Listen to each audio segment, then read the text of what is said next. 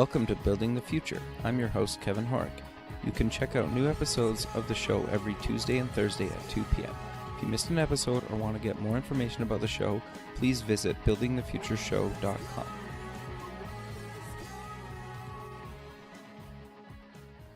Welcome back to the show. Today we have Ian Simpson. He's the head of communications at Lakeside Partners and the project coordinator at Blockchain Competition. Ian, welcome to the show. Thanks a lot. Great to be here. Yeah, I'm excited to have you on the show. You're involved in a bunch of things, and you're involved in some actually really cool and interesting kind of things around kind of the blockchain, crypto valley kind of stuff. But before we kind of get into that, maybe let's get to know you a little bit better and start off with where you grew up. Mm-hmm. Yeah, so I kind of came from, you might say, the middle of nowhere, the Midwest. I grew up just east of Indianapolis in Indiana. Okay. And yeah, I grew up there, spent my early years in the cornfields of Indiana. Okay. And yeah, kind of enjoyed that whole experience before heading off to college. And I went quite a ways away, went to Middlebury College, way up in the Northeast in Vermont. Okay. What made you go there? Well, that was kind of an interesting story. So I got the idea to study French in school. Sure. Kind of a foretaste of my international travels later on. And after 1 year, I decided I really wanted to practice my French. Okay. So I decided to take a trip up to Quebec. Sure. And I got up there, couldn't speak a word of French, had absolutely no clue what people were saying. But I did travel through Vermont and kind of discovered the whole area and the mountains and really fell in love with it. And then later on, I decided to end up there at university. So. Sure, man. So what did you take in university? So I was a real history buff. From the early age, I was reading everything about history, French. So it was kind of the humanities, liberal arts school. Sure. And I had a background in history and French and went through that. But actually, to be honest, I'd never finished. I started out, didn't finish my studies. So I kind of like to tell people I'm a college dropout, which was maybe a little bit of a surprise from my high school classmates because I was, a pretty good student. And then dropped out of school, and that was always kind of a fun line to pull on people. So sure, no, I always think it's interesting when people don't finish college or don't go to college because some people see that as such a negative, but in some ways it's it doesn't matter at all, at least in my opinion, right? In some ways, some of the most successful people I've ever met never even went, or some of them didn't even graduate high school and were self-taught, right? And you're just wow, so it doesn't really matter.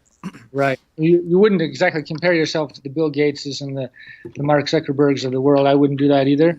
But that's, kind of my story. And I think, I'm totally happy with where I ended up. So I have no regrets at all about how that ended up. So, that's great. So I'm kind of curious then. So you get out of university. What did you kind of walk me through your career before kind of what you're currently doing now? Okay, so I dropped out of school to do charity work, kind of volunteer work, and I did that in the States for about 7 years. I was in Indiana a bit, a little bit in Illinois, went down to North Carolina, and discovered the South a little bit. Really enjoyed that, all the good Southern cooking, and so on. And then I decided to come to Europe, and I ended up in Poland, actually, which is... Why Poland, just out of curiosity? Yeah, good question. Just because they needed somebody to come. I was really interested, had always been interested in Europe and loved history and things, and just ended up in Poland. I didn't stay 100% of the time in Poland, so I was traveling quite a bit. And, was in Europe and Asia, Kazakhstan, India.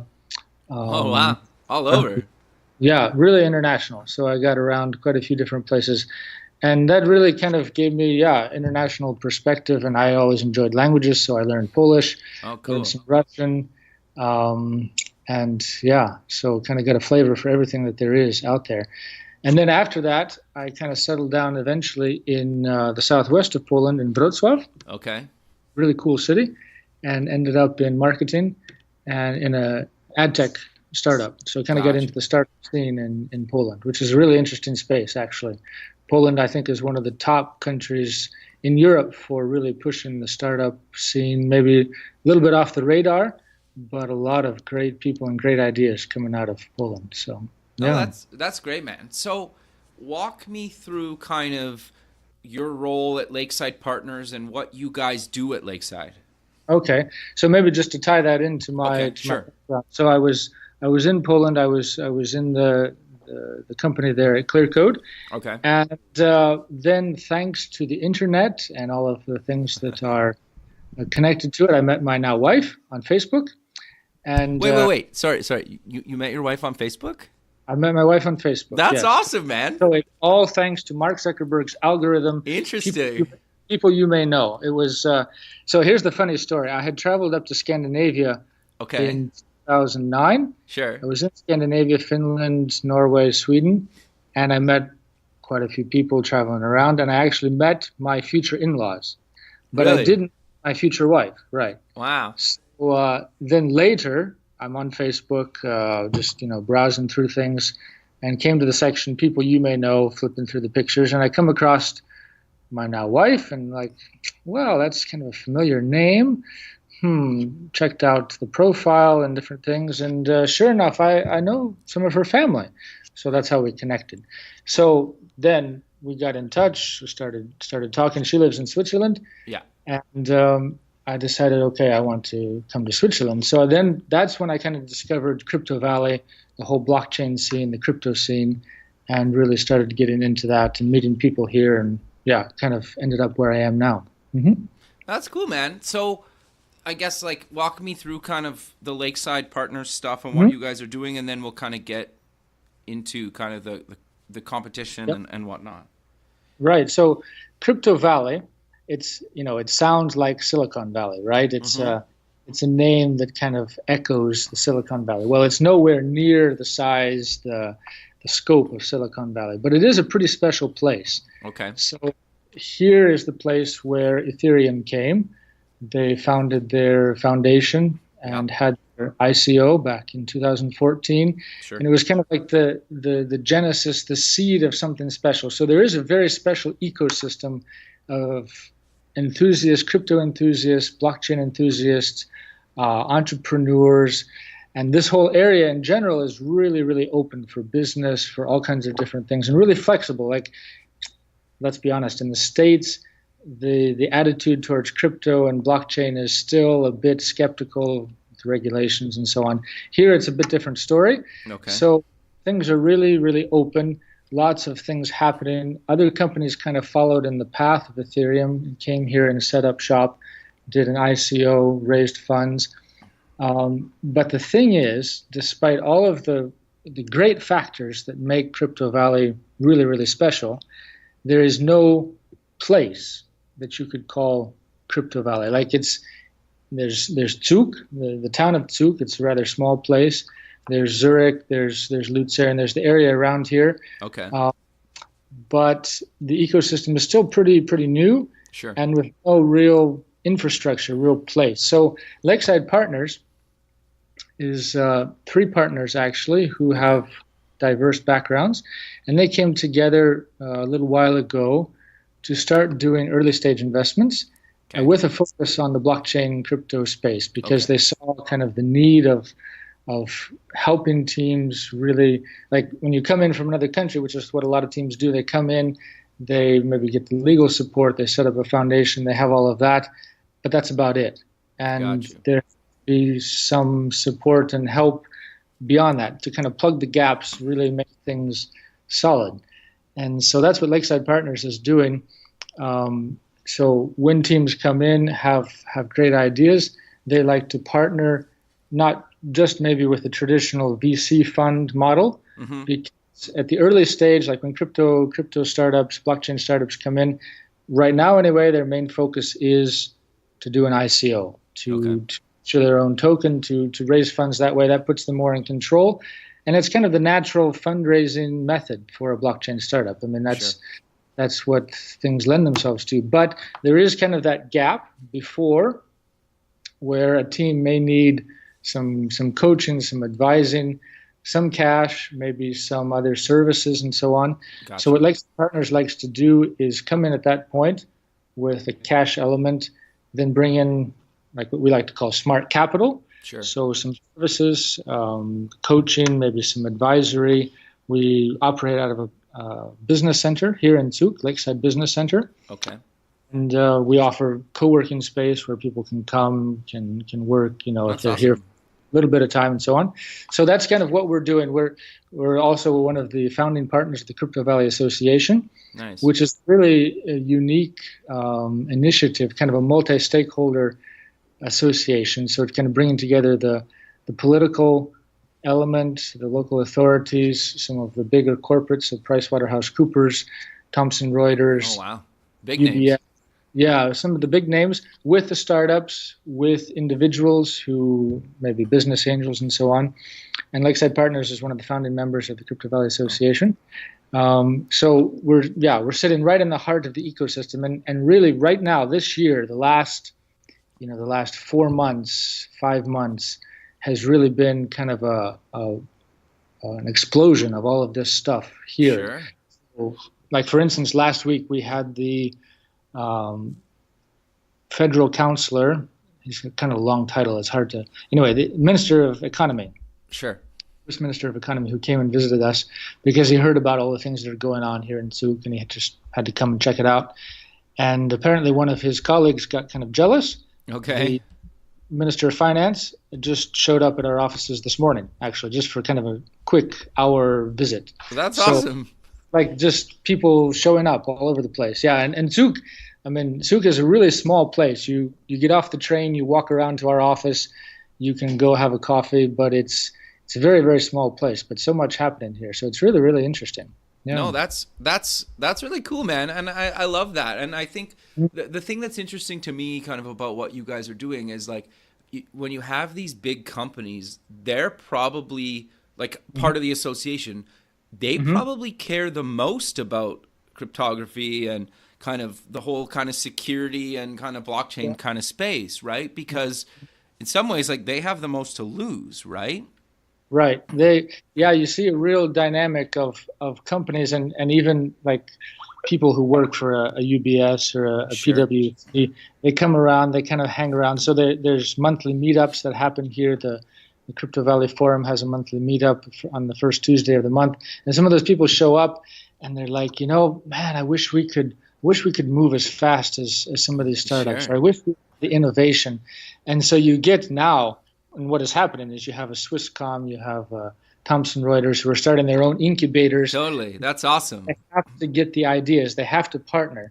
And so, but that's kind of part of the Swiss way, actually. Interesting. That, big players have a certain role to play. I mean, they have capital backing, they have infrastructure and so on. Sure. But they also need the agility and the ideas of people that come from outside the corporate world. And so that collaboration, that working together is really what has kind of made the area pretty special. No, that's great. So maybe just before we kind of get into it a little bit deeper, for people that don't know what like crypto or kind of blockchain is, do you want to kind of give a quick overview of kind of the space and kind of what that really means to people that don't really know what we're talking about? Well, I mean, the starting point for most people when we start talking about crypto is Bitcoin, cryptocurrency. Bitcoin itself is made possible by the technology of blockchain. Okay. And that is the sometimes referred to as this distributed ledger technology. So where information is stored in a block, it is hashed, and it is connected to all of the information that came before it. So you have a ledger of information, transactions. In the case of Bitcoin, it was for an actual monetary or value transaction. Sure. And every time a transaction was made, it was recorded and hashed and secured so that it is visible, it is transparent, and it is immutable, so it can't be changed. Okay. That transparency and that immutability, if you can get your mouth around that word, makes blockchain really interesting, especially to people who are working with lots of data. So in financial services or in insurance, Okay. where you have data and you want to have a clear path for it. You want to have traceability, and blockchain is the technology that enables that. So now we're kind of moving beyond just blockchain and cryptocurrencies for transactions, for financial things, and getting into all different kinds of other sectors. So insurance, energy, real estate. We've seen a few companies here in Switzerland who are thinking about ways to optimize their processes with blockchain in real estate, or even kind of make their assets more liquid by breaking them down into small pieces like tokens. Interesting. And you can treat that like almost like a currency, like a token that you can sell out on a very, very small scale. But because you have the blockchain behind that, you can trace it and you can show who owns what. And it makes a lot of things possible that were not possible before. So it's a really, really exciting thing. Yeah. No, I think that's great, and that's really cool because Bitcoin, I think for a lot of people, is kind of broken into a bit of the mainstream in the last. Well, I would say maybe in 2017. I think like a lot of people still aren't using it or own any, but I think majority of people nowadays have at least heard about it. You know, it's kind of gotten a bit of good and bad press this year. So they're not immediately, putting it together with drug dealers and criminals and so on. It's kind of come out of the dark side of things into the light, onto the light side of the force, if you want to say it that way. Well, and I think haven't certain countries like basically maybe adopted it as like a legit currency, even just kind of like across their country? Like I think Japan. Am I right in saying that? Right, South Korea, and some other countries are looking at it. That's the thing that makes it really, really interesting, because you have the whole worldwide community, and then every country, of course, treats it differently. But that's one of the exciting things also behind the blockchain crypto scene, is that it creates a real sense of community, because everybody can contribute, everybody can be a part of something. When you have a token sale, a token generating event, like the lawyers like to call it, people can contribute, they can invest $5, $10, and they become part of something that they could never become part of before with traditional models and systems and so on. So it's really catching on worldwide. And here in Switzerland, you have kind of the open-mindedness to take things farther than in some countries. Mm-hmm. No, I 100% agree. I think the interesting thing to me about the internet, and I've said it numerous times on the show, is so many people just think kind of locally or statewide or maybe even like on their continent. But the internet allows you basically need to be like a world kind of business person, or like, it sounds kind of stupid to say it like that, but like you have access to the entire world as like your partners and kind of your clients or your customers, or all this stuff, right? And having kind of a global currency that's not necessarily controlled by one corporation in one country is kind of really exciting, at least to me anyway. It is. Yeah, it really is. And you see the projects that are being built using blockchain are on the one hand, they're kind of harnessing this worldwide momentum, like you might call it the power of the crowd, right? To fund their operations, the crowd sale, the token sale. On the other hand, it's the technology, and what they're doing is enabling benefits to go to large amounts of people that could not otherwise have had any of these benefits. So one of the projects that was actually here, and they had a crowd sale, a token sale 3-4 weeks ago.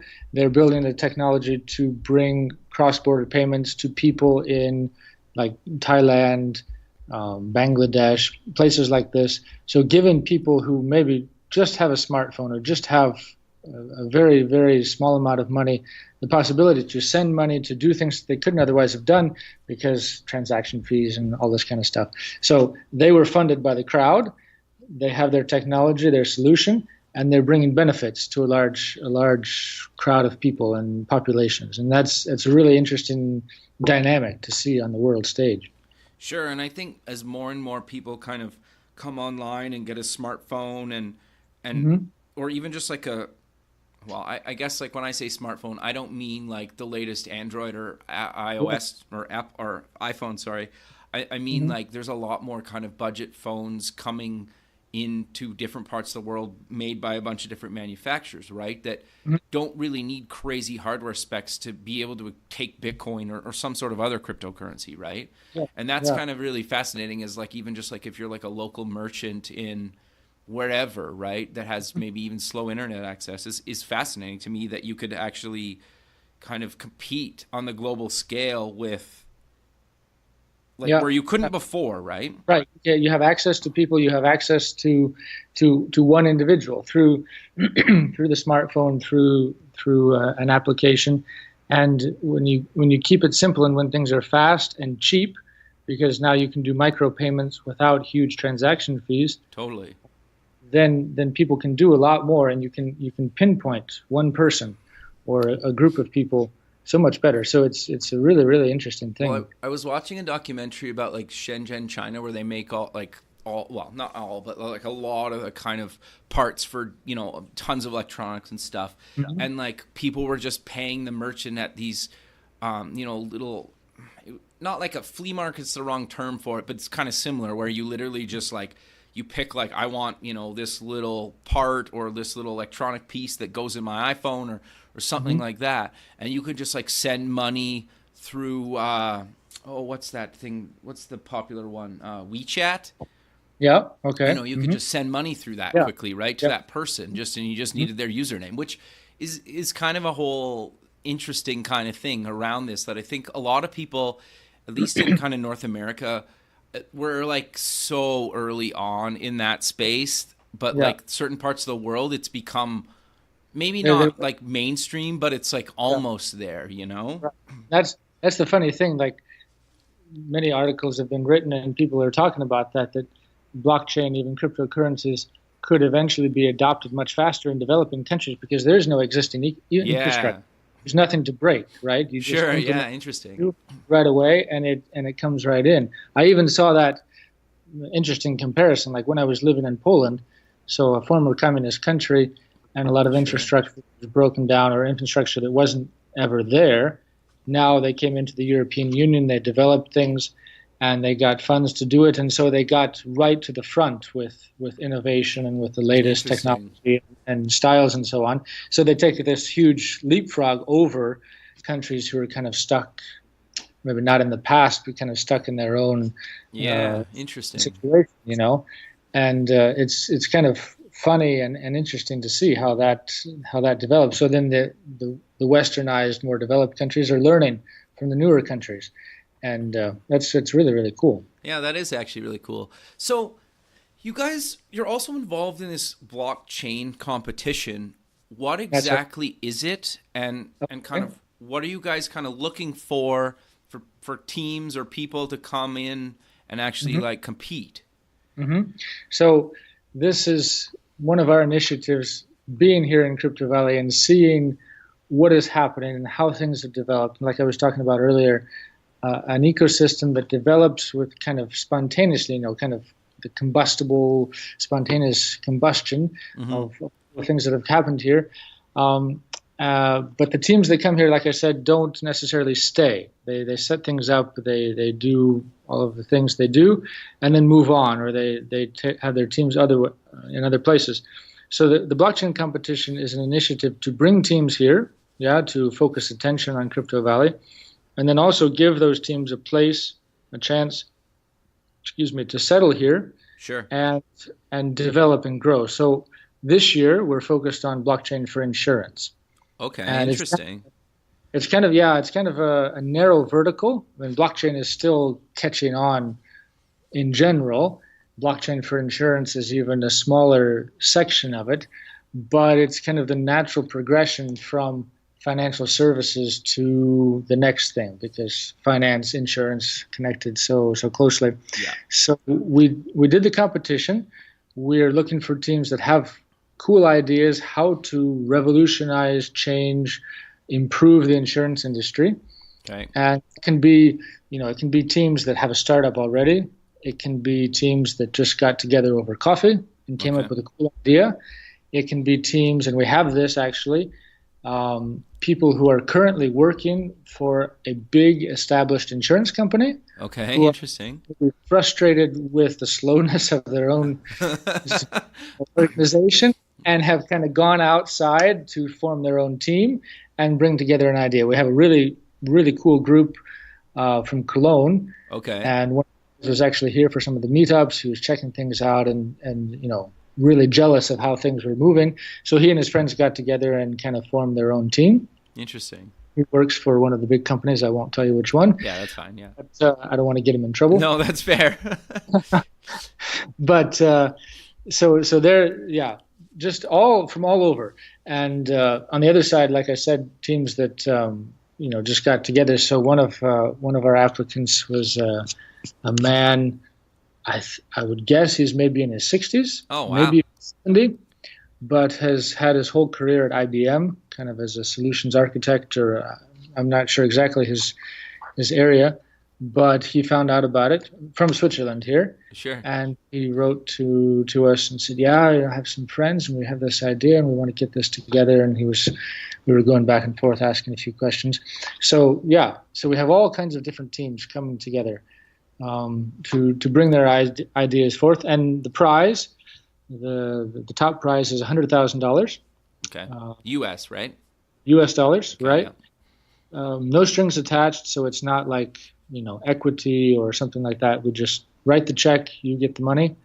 And then in addition to that, for the top team, we offer a package of coaching, okay, of advisory support, and also access to our connections. So one of the initiators behind the competition is Enacta, okay, and they have worked closely with many of the insurance companies here in Switzerland, and they have lots of good connections. And in a business like insurance, where it's heavily regulated and in Switzerland very established for many, many years and generations, it's kind of hard sometimes to break in if you have a new idea. Sure. So we offer that as well. And then on top of that, space here in Zug, in our co-working facility, for 1 year, free of charge. Wow. So that's the element. Huge, actually, for you, right? Yeah. Like, that's actually a really good kind of prize package. Yep. And it kind of brings up the question, because, of course, when you think about a prize, the first thing you think of is money, right? Sure. Always money is most important, cash. People go around raising funds and talking to investors. But when it comes right down to it, sometimes cash isn't the most important because other things can help you grow just as much or just as fast. And actually, when we started the competition, it was kind of, so the end of last year, December, January 2017, it was before the real wave of ICO hype and some right. of these big ones. So, $100,000 seemed like a lot of money. Yep. Now when you have people raising $230 million, that's like nothing. Yep. But then the thing about that is it kind of accentuates the value of the other things, because you can raise lots of money. That's really, really cool. And you can buy a lot of really smart developers and a lot of things, marketing and so on. But that isn't always the most important. So we feel like the package that we can offer startups is something that's really, really interesting. Plus the chance to settle here and to be part of the community. And that's what we want, is not just to hand out money, see somebody walk away and go back to wherever they come from, sure, but actually come here and contribute and, maybe create jobs and contribute to the ecosystem and see things grow on. Mm-hmm. No, I think that's great, man. And the thing is that you touched on something that I think is true, and some people might disagree with kind of both of us, but I think at least 80%, again, in my opinion, at least 80% of Mm-hmm. a startup's kind of problem that they need to solve is kind of sales / marketing, but the sooner you can have kind of somebody that has the connections to speed up your sales and marketing to your target market. And you guys, in my opinion, have kind of already solved that, right? Because like you said, you can have the best developers, the best product, but if nobody knows about it, or you don't have the connections, or you can't figure out how to make the connections, eventually you'll run out of money, right? It's just a matter of time. And so if you can go from kind of, idea to proof of concept to maybe even an early beta or maybe even a version 1 that's live, and you can have it in the hands of a big company or somebody that works at a big company, within a matter of months or a year, depending how crazy complicated your software is, like that to me is 80% of the battle, right? In a startup. It is, right. And when you talk about why startups fail or why projects fail, I don't know statistics, but a large percentage of it is because they didn't know what the market needed, what their target audience needed. So when you have those connections, you might have a whole slew of money to develop, but if you know and you have the connections to understand what is the pain point, what do these people need, what will they latch onto immediately, if we develop it, that's really, really valuable. Totally. And marketing. No, keep going. Sorry. No, go ahead. Well, I was going to say the other thing too is like, even if they, like a team submits to the competition and doesn't win, just the connections that they would gain just from being part of this, right, could potentially be, career defining or changing, right? I think people forget about that too, right? Like, and one thing about a competition is it's kind of a thing where you have a goal, you have a deadline. So, for instance, the team I was mentioning, where they work for an insurance company right now, who knows if they ever would have had the courage or the push or the drive to come together, put their ideas on paper, develop something, if they didn't have a goal. Now, whether they win or not, who knows? That's not up to me, and have a jury that will decide that. But it gives you kind of a deadline that you have to focus on, and it really drives you to put it all together. And I think that's a really valuable thing, because people might have an idea, or maybe they have some complaint. How many great ideas have started from a complaint? Sure. My insurance company is so slow. I wish they would process my claim faster. Or, I wish I could buy insurance for just the time when I'm actually driving and not the time when my car is at home, or something like that. Sure. All of those points that people have, they would maybe never try to do anything about it unless they have this goal, this focus. And I think that's something like that our competition can really bring to people, and be more so than a marketing thing or even a chance for people to win money, but a way to motivate people to work and put their ideas on paper. No, I think that's great. That's quite fascinating. So to dive a little bit deeper into kind of how the whole blockchain competition works, do people have to like come over to you guys and actually work on this stuff? Can they work remote, submit it online? Like, how does the whole process kind of work for people? Yep. So we have a website. All the information is there, but you can contact us through the website that you're interested, and then we have a system that aggregates all of the applications. So you have a chance to describe your team, to talk about your idea, the pain point, the idea behind your solution, to submit documents, whether it's a pitch deck, or it's a diagram of your architecture, or a video, or so on. So we aggregate all of those now. Okay.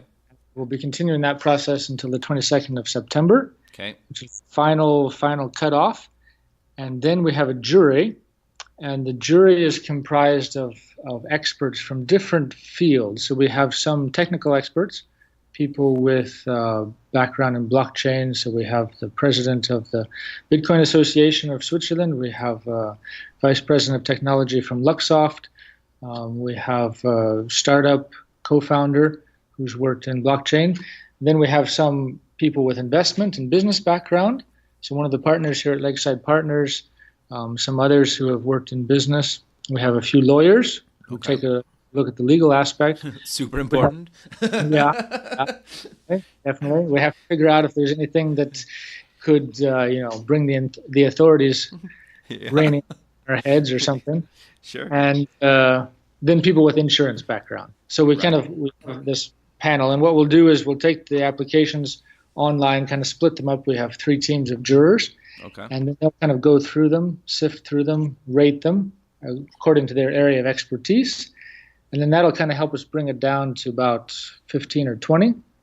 Okay. And idea is that we will contact those teams and give them a chance to talk to us personally via Skype or something like that on the phone. Sure. So we get a little more in-depth look at their application and their ideas. And then from those, we'll select the top 10. And the top 10 will get an invitation to come visit us here in Zug and to participate in our award show, which will be on the 22nd of November. Very cool. Yeah.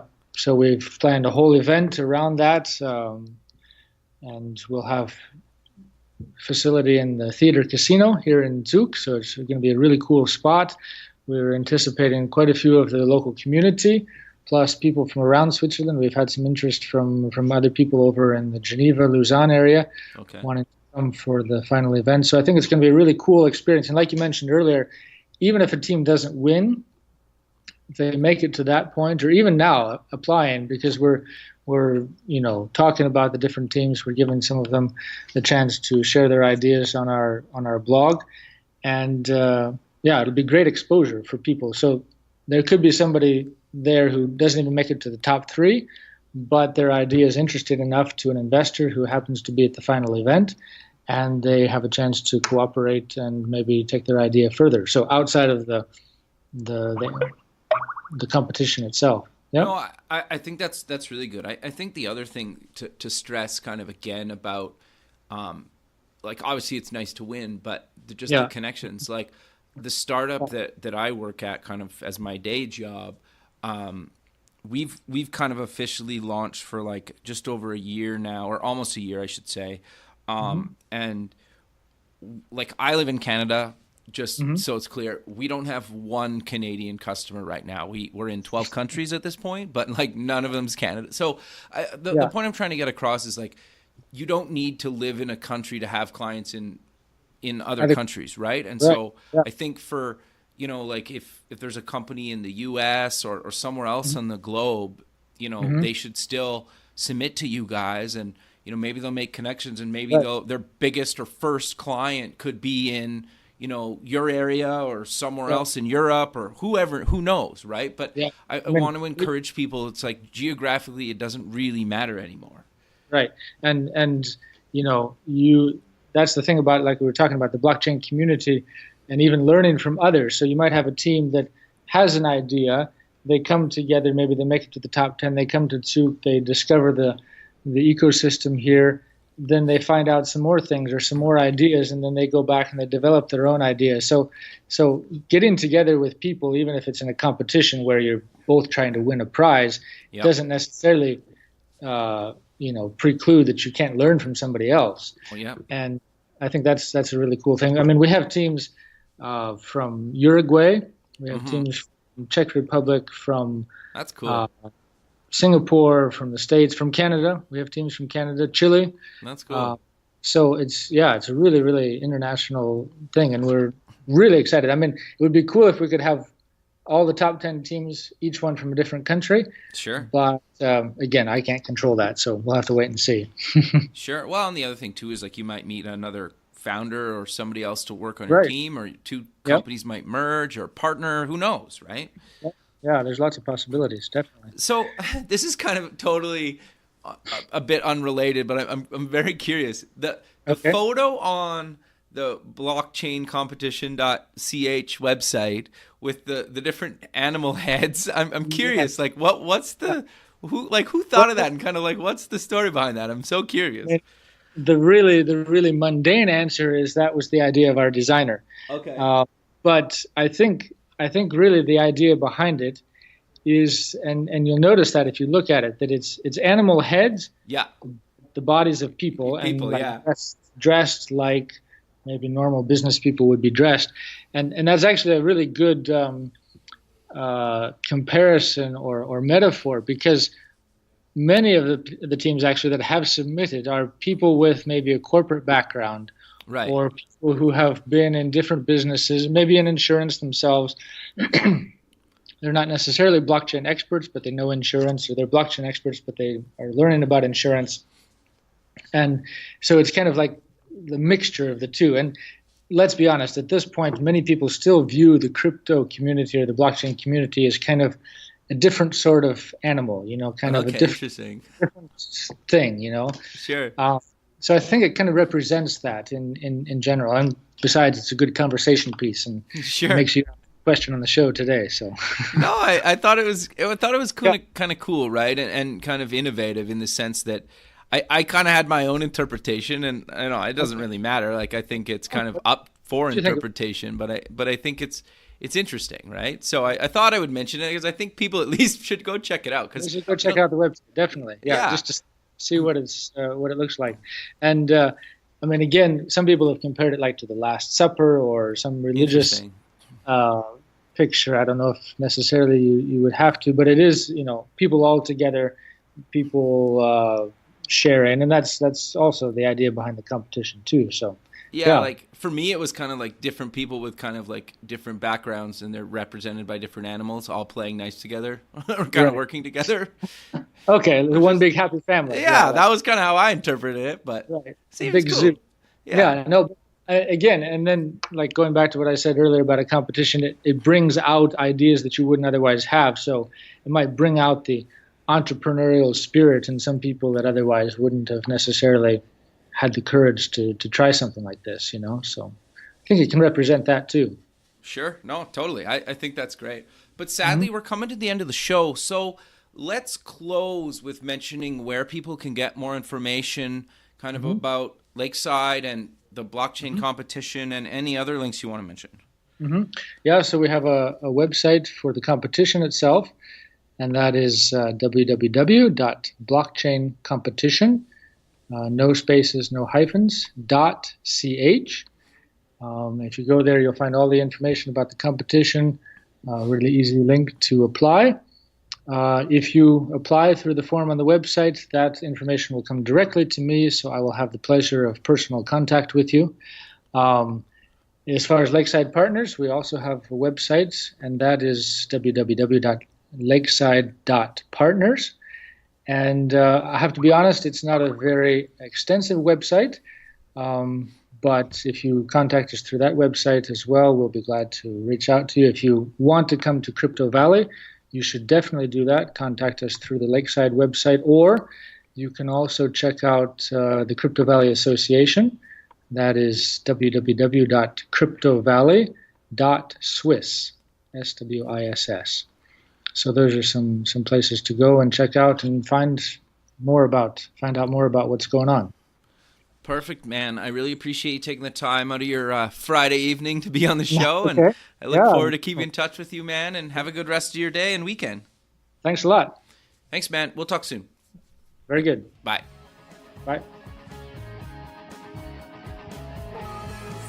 Thanks for listening. The music for the show is done by Electric Mantra. You can check them out at electricmantra.com and keep building the future.